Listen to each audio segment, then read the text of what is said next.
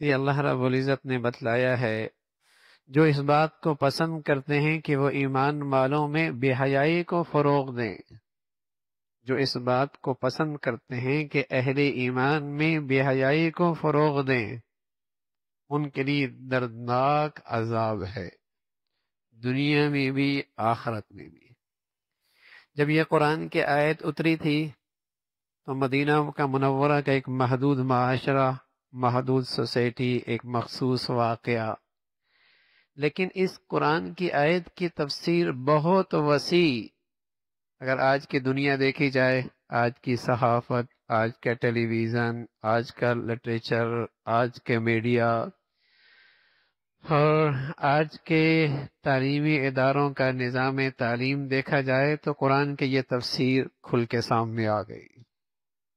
اگر آج کا لٹریچر، آج کا ذرائع ابلاغ، آج کا میڈیا، آج کا ٹیلی ویژن، آج کا ریڈیو، آج کا ناول اور آج کا تعلیمی اداروں کا ماحول دیکھا جائے تو یہ آیت کی تفسیر ایک معجزہ لگتی ہے، یہ آیت ایک معجزہ لگتی ہے۔ اس کا یہ اعجاز ہے کہ اس کی آج تفسیر ساری دنیا بنی ہوئی ہے۔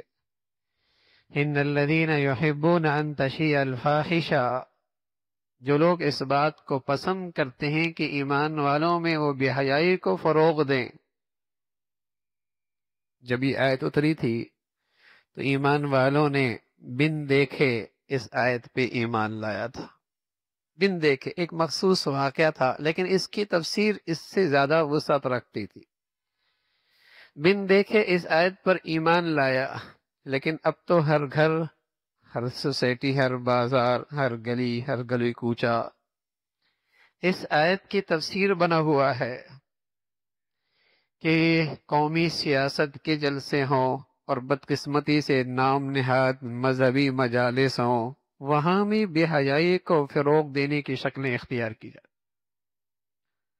ہمیں عزیزو، جو قوم کا مقتدی طبقہ اور مذہب کے نام پر یہ مخلوط محفلیں ہونے لگیں گی، پھر آنے والی نسل محبت کے دن ہی منائے گی نا۔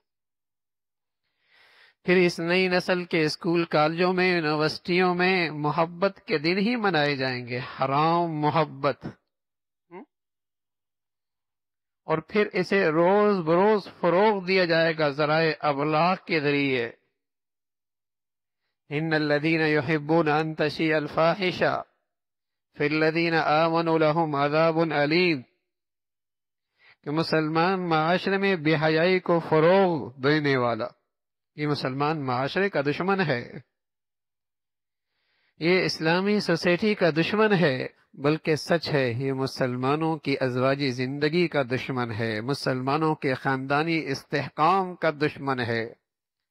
اس لیے کہ جس معاشرے میں بے حیائی فروغ پاتی ہے وہاں میاں بیوی کا اعتماد نہیں رہتا، وہاں بیٹا بھی باپ کا نہیں رہا کرتا اور بیٹیاں بھی ماؤں کی نہیں رہا کرتی، اور وہاں خاندانی استحکام بھی رخصت ہو جایا کرتا ہے، بکھرنے لگتا ہے۔ تو اگر مسلمان معاشرے سے کوئی دشمنی کرنی ہے تو پھر اس معاشرے میں بے حیائی کو فروغ دے دو۔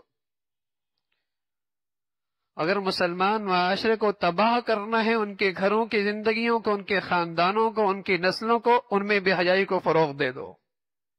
اس لیے اللہ نے ایسے لوگوں کے لیے دردناک عذاب کا اعلان کیا ہے کہ یہ اسلامی معاشرے کے دشمن ہے، بے حیائی کو فروغ دے رہا ہے۔